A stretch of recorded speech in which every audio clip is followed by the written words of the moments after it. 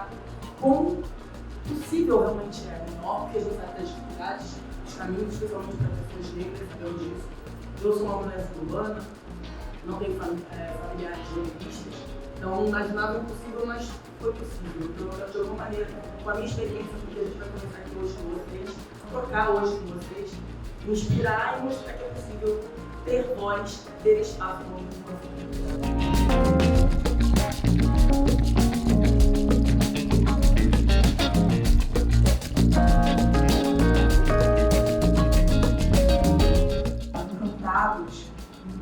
Às vezes, algumas pessoas sabem e falam assim, parabéns, eu assim, não, parabéns pra gente, não, mas eu tô junto aqui, todo mundo um cuidando do outro, sabe? A gente não tá no set sempre, fala assim, não, vamos usar isso daqui, vamos mexer.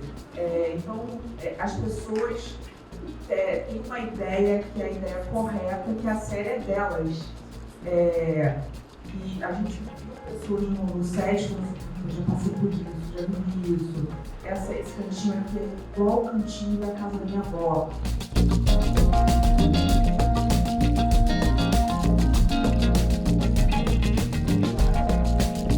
Oi gente, meu nome é Thaís Ponte, sou autora roteirista. Acabei de participar do workshop aqui no Cinema Nosso, foi muito legal a experiência.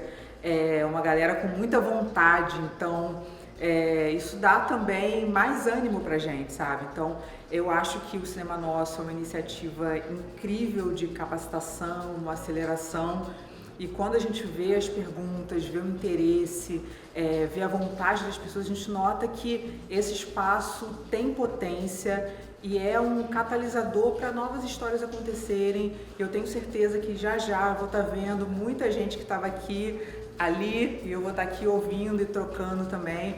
Então foi uma experiência muito boa e que a gente sai mais motivada também de alguma forma. Então obrigada pelo convite, foi ótimo.